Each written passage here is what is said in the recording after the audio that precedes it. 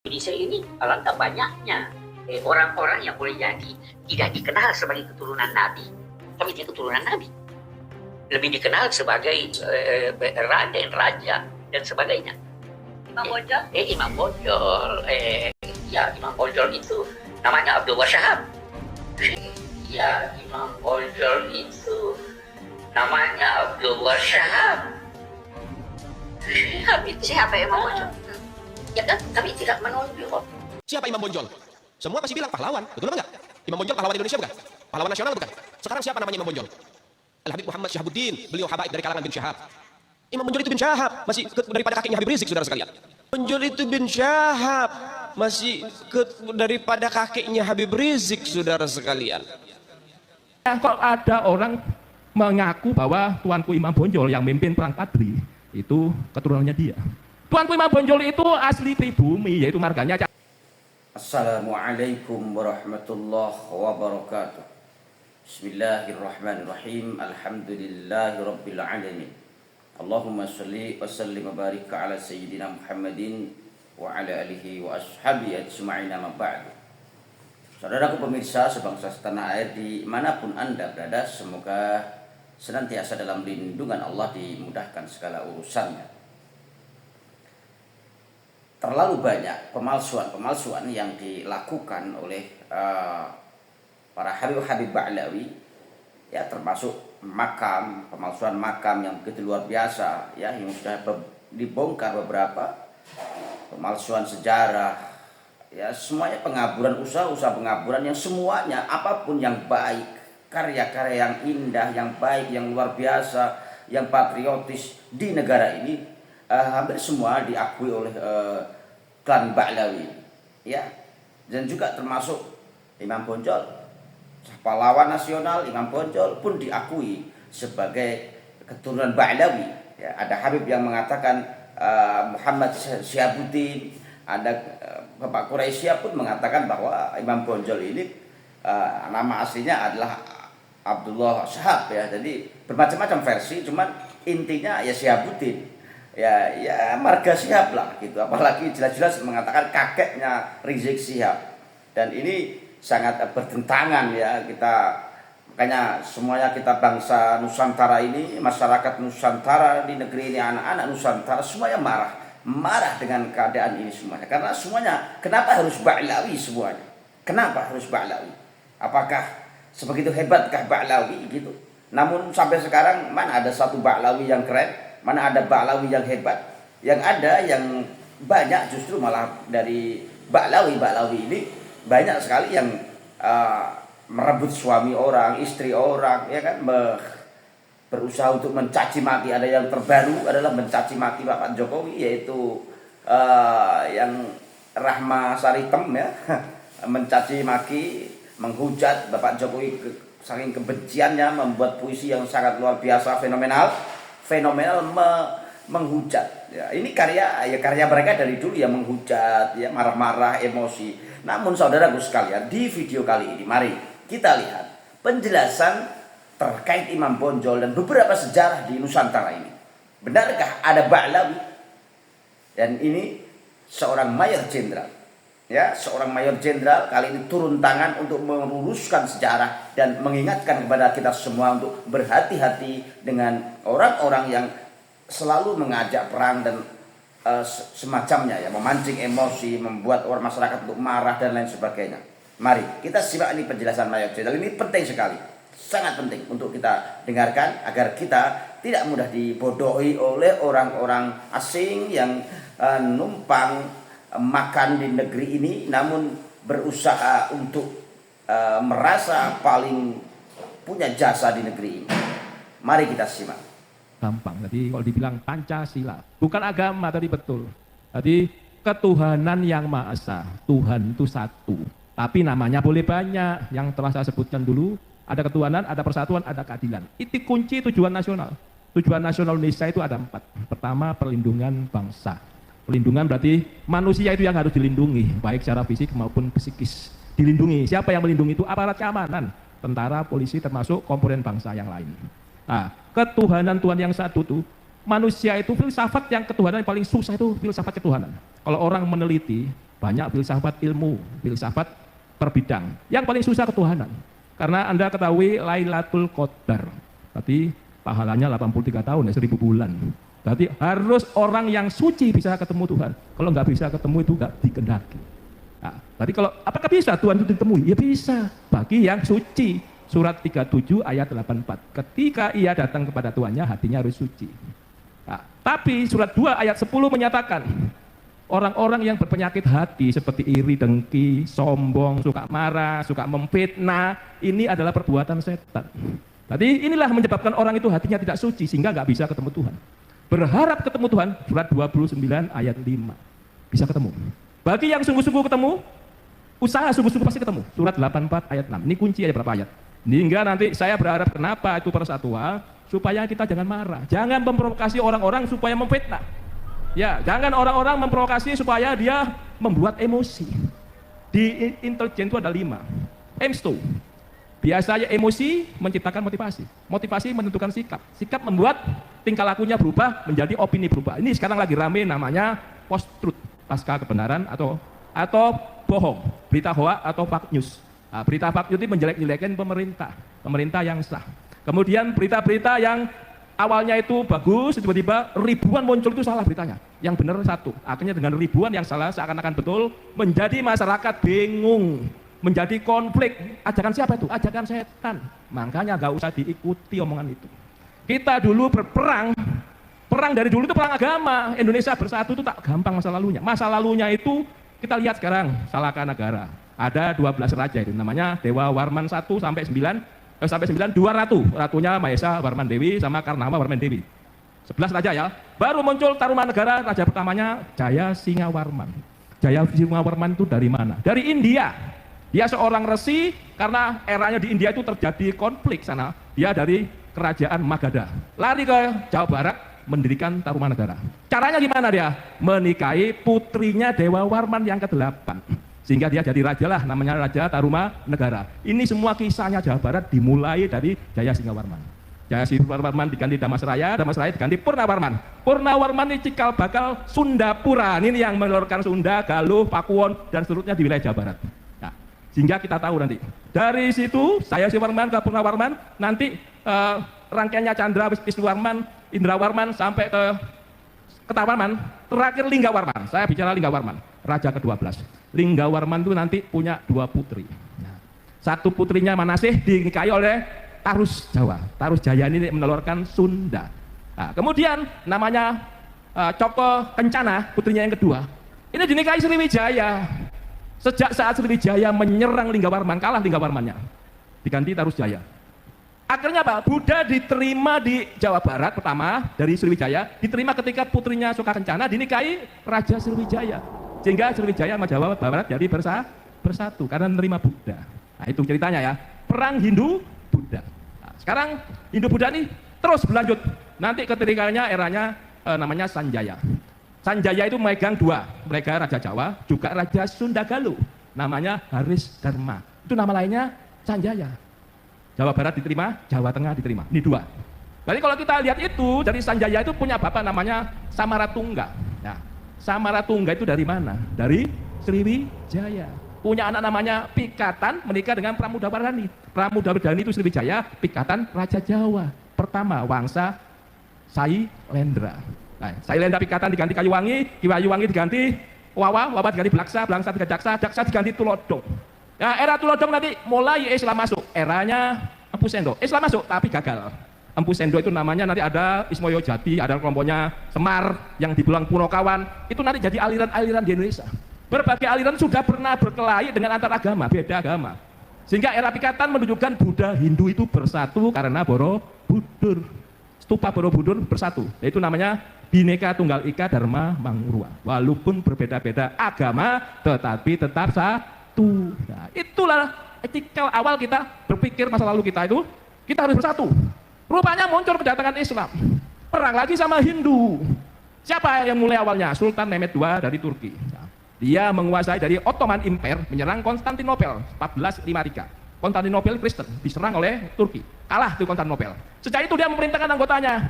Siapa diantaranya? Syekh Jumadil Kubro. Kemana? Ke Aceh. Nah, di Aceh dia menikahi warga setempat lokal. Rangkaiannya Samudra Pasai. Jadilah Samudra Pasai jadi Islam. Pertama, rajanya Malikul Saleh, istrinya Putri Perlak, kerajaan Perlak. Nah, ini cerita. Nanti dari Aceh ini leluhur Aceh menyerang ke wilayah Batak. Ada Tanah Karu, ada Binjai diserang menjadi Islam. Nanti menyerang ke Padang. Padang itu juga terpengaruh oleh kalangan dari Arab tadi.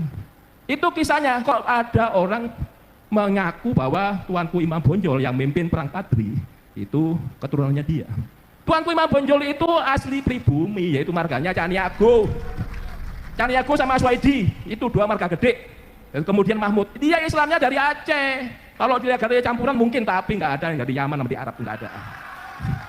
Nah, jadi kalau kita logika asli aja, perang Padri itu ada 3 gelombang. 1803 sampai 1821. Selama 18 tahun, Imam Bonjol memimpinnya 1815. 1803 itu masih tuanku.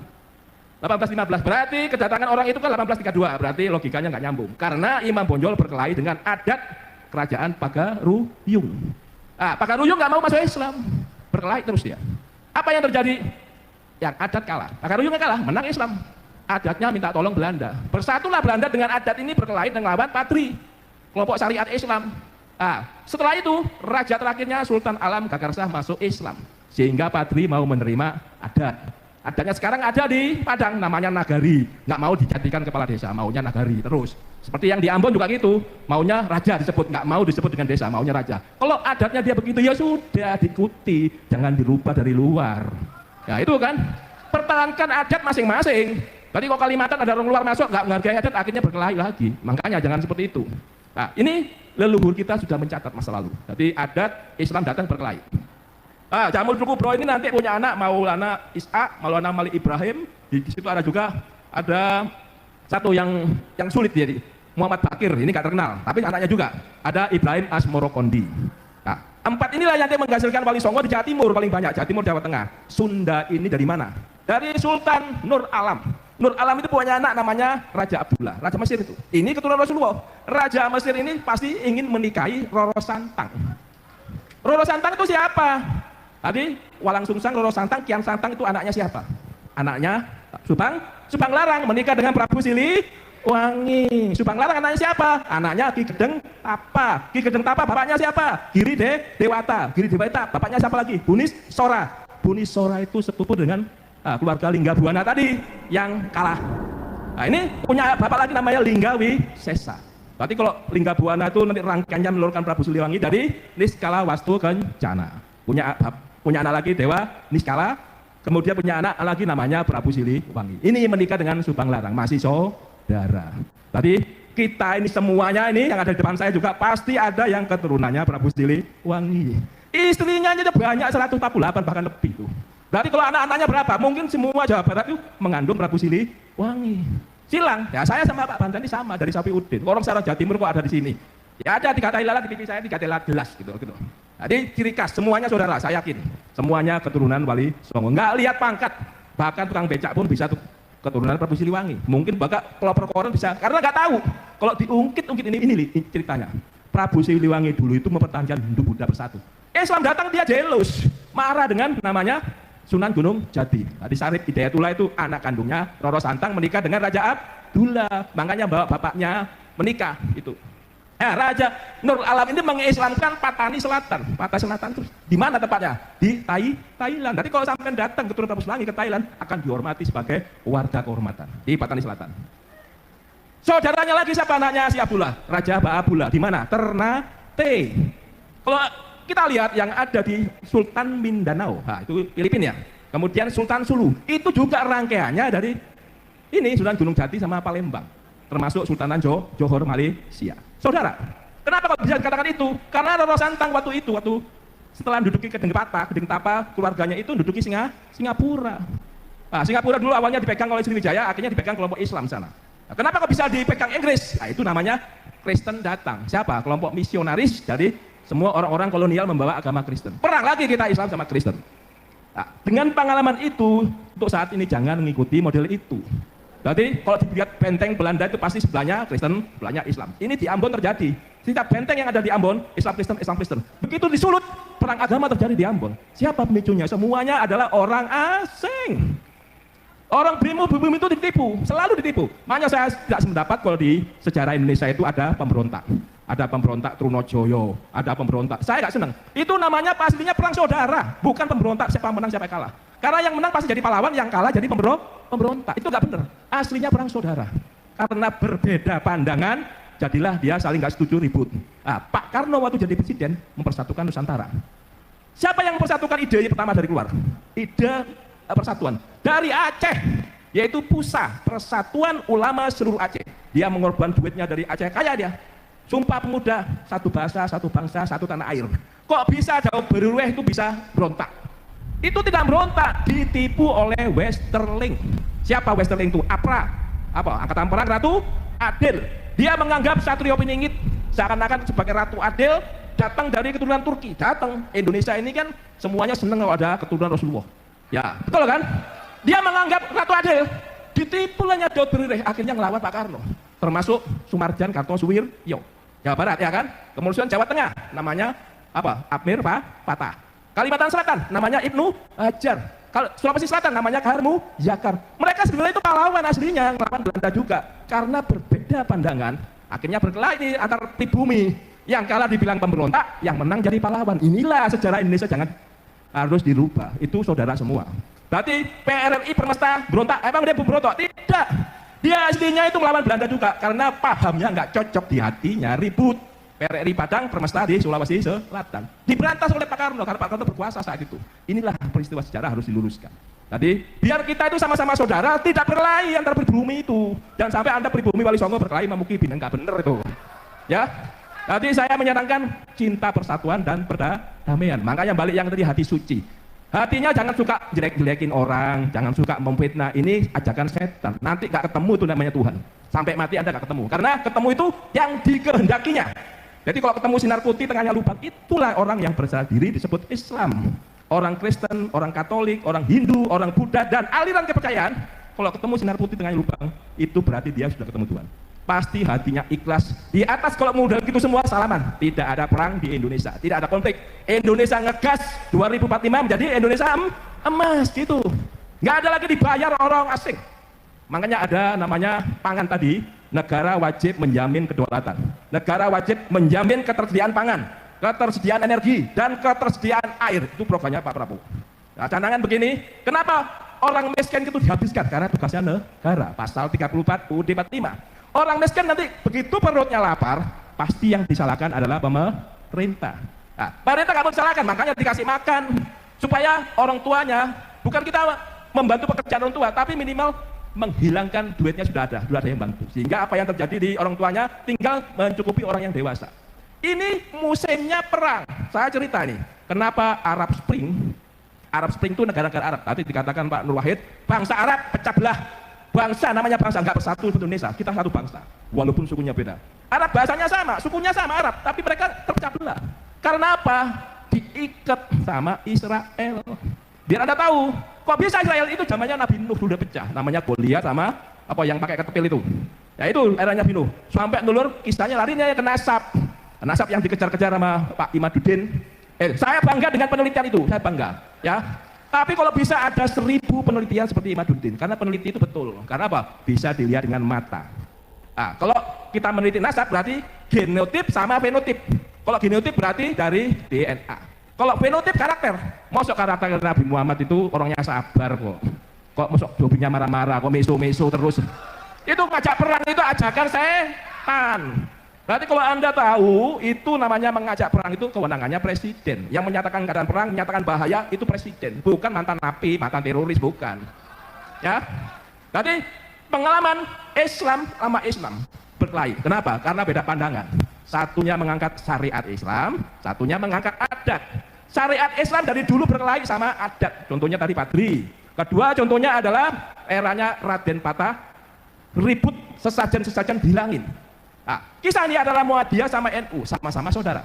Karena sudah Pancasila, mereka tidak saling ganggu. Contohnya, Muhammadiyah suka doa kunut, NU gak suka. Ya jangan ganggu, kalau agamamu, agamaku. Jangan saling memaksakan kehendak agama. Itu di Pancasila tertulis. Jadi, kalau kamu suka ke makam, jangan kau bilang itu saya sirik. Saya tidak sirik. Hati saya kalau saya mendoakan orang tua itu lebih sreg kok di kuburannya. Tapi saya bukan nyembah kuburan, nyembah saya ke Tuhan. Itulah filosofi Hindu Buddha itu turun-temurun sampai ke kita. Nah, kalau kita ngikuti hukum Allah, masa hukum Allah itu orang melakukan zina dilempar kerikil sampai mati. Orang mencuri tangannya dipotong, bahkan dipancung kepalanya. Mau seperti itu Nusantara itu? Ya pasti nggak mau, tidak sesuai dengan adat istiadat Nusantara. Kalau negara Islam muncul, Indonesia Timur ingin pisah, Bali ingin pisah. Orang kita Jawa Barat diawali dari Hindu kok.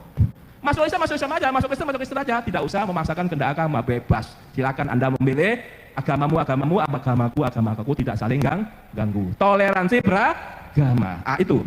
Nah, saya akan cerita sedikit dari Sumpah Pemuda. Sumpah Pemuda itu dari Aceh. Kok bisa pemberontak itu bisa menjadi pemberontak? Sebutan pemberontak itu siapa yang menulis? Nah, ini kalau dari sekian luruskan sejarah yang bagus-bagus itu harus diluruskan. Jangan sampai seperti sekarang nih. Kerajaan-kerajaan semua pecah. Nah, contoh, akibat ulahnya Belanda kita pecah. Si Cirebon, Kanoman, Kasepuan pecah. Kemudian Kanoman dipecah ke Cirebon. Gara-gara Belanda terjadilah namanya Perang Kedondong 1802, 1823 kala itu. Gara-gara Kedondong melempar ke Jawa. Jawanya dipecah. Ada perjanjian Giyanti, perjanjian Salatiga dipecah 4. Mangkunegaran, Solotigo, Surakarta, Jogja. Ini saudara semua, anaknya Amangkurat 4. Amangkurat 4 anaknya Amangkurat. Bukan anaknya Pakubuwono 1. Pakubuwono 1 anaknya Amangkurat 2. Amangkurat 2 anaknya Amangkurat 1. Amangkurat 1 itu siapa? Menikah dengan Putri Kajoran dari Ngampel. Itu Pangeran Pekik menikahi dengan Mas Sekar. Itu juga leluhur saya. Jadi adik kandungnya Sultan Agung Nyokrokusumo. Ya, ini bin, kalau di bin-binnya Nyokrowati, Sultan Agung, bin lagi Sutowijoyo, bin Siti Sabina. Siti Sabina sama menikah dengan Ki Ageng Pawanan. Siapa Siti Sabina itu? Keturunannya Sunan Giri. Dari seluruh kerajaan Nusantara di Cirebon, Banten, termasuk kerajaan Jawa, semuanya keturunan Wali Songo. Kalau dihitung jumlahnya gak karu-karuan, bisa jutaan. Nanti saya ulang-ulang seperti itu, biar yang merasa orang asing itu jangan muncul terjadi melakukan covert action. Covert action itu apa? Operasi tertutup intelijen. Itu dimulai dari propaganda, perang urat saraf. Perang urat saraf itu kuncinya adalah EMSTO, emosi, motivasi, sikap, tingkah laku, dan opini. Itu. Jadi berita hoax sekarang jangan dipercaya, dicek kebenarannya. Supaya Anda tidak terjerumus, tidak ikut-ikutan marah, akhirnya menyalahkan pemerintah. Itu tidak betul. Kita mengikuti yang sah sesuai dengan konstitusi. Siapapun yang menang kita tunduk pada konstitusi, jangan dilanggar sendiri konstitusinya. Kalau ada inginan kudeta, nanti dan seterusnya kudeta seperti Afghanistan, kudeta terus. Ini pro Amerika, kedua pro Rusia, pro Amerika, pro Rusia, begitu seterusnya di Afghanistan. Termasuk Sudan. Sudan itu berkelahi, militernya Abu Burhan itu dibantu Amerika Serikat. Wakil presidennya Hemeti dibantu oleh China. Karena apa? Sudan memengaruhi Eritrea melawan Ethiopia. Ethiopia sekarang dulu stateless, negara yang gagal. Dibantu Israel, buah-buahan Israel dan makanannya dari Ethiopia sekarang. Ethiopia maju memang. Tapi konflik Tigray-nya ini mendukung Eritrea, dibantu Cina. Nah, Ethiopia dibantu Amerika Serikat, ada Prancis, ada Jepang, persekongkolan grup sekutu. Permainan saat ini adalah aliansi pertemanan.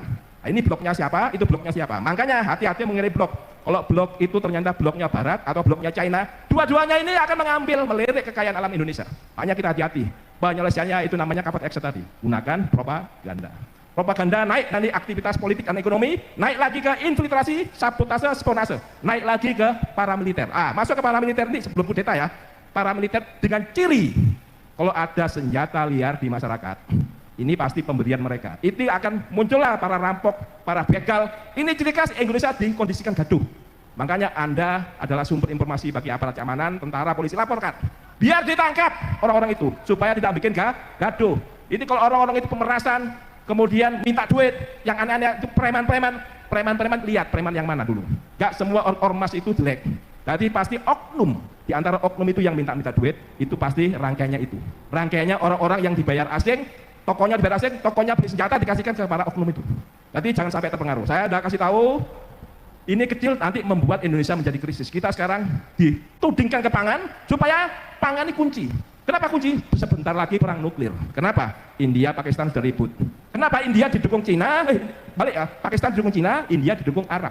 India merasa dikepung namanya Untaian Mutiara, itu strateginya China. Jadi Bangladesh miliknya China, Myanmar miliknya China. Kenapa Myanmar? Karena pipa gasnya dari China menuju pelabuhan Kaupiu, termasuk pelabuhan Bengali miliknya China sekarang.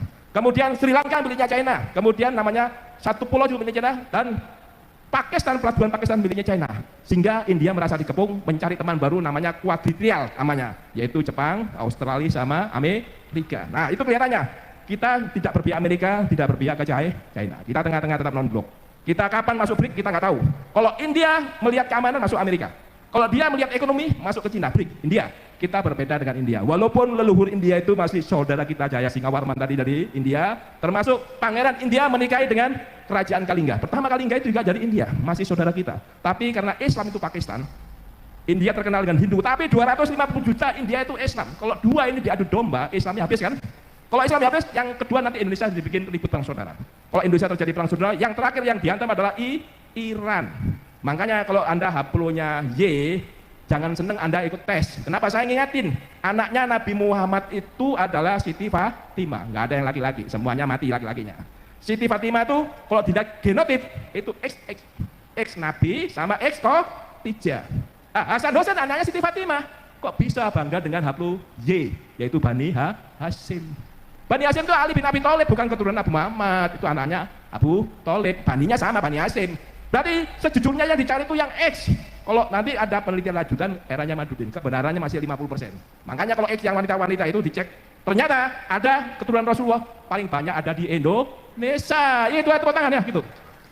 Paling banyak X itu ada di XY, laki-laki bisa ada jadi perempuan. Makanya kita harus telusuri semua yang Y maupun X, tapi jangan daftarnya ke kelompok Amerika. Itu teknologinya miliknya Israel. Nanti kau tahu, oh ada Syiah di sini. Dia langsung nuduh Syiah. Dianggapnya sama Houthi. Sana Houthi itu pemberontaknya Yaman.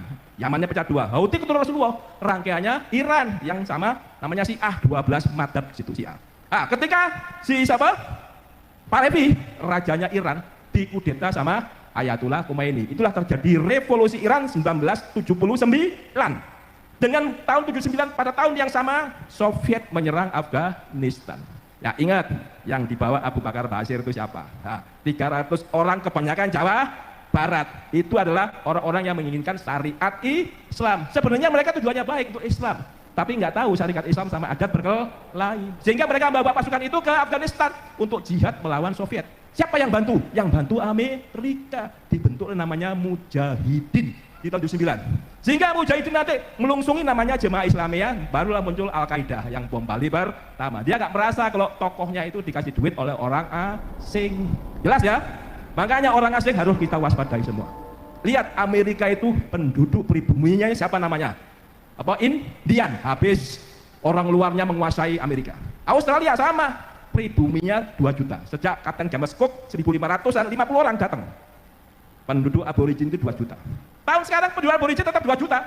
Nggak berkembang, nggak habis 2 juta. Australia asli orang Anglo-Saxon Inggris itu 20 juta saat ini.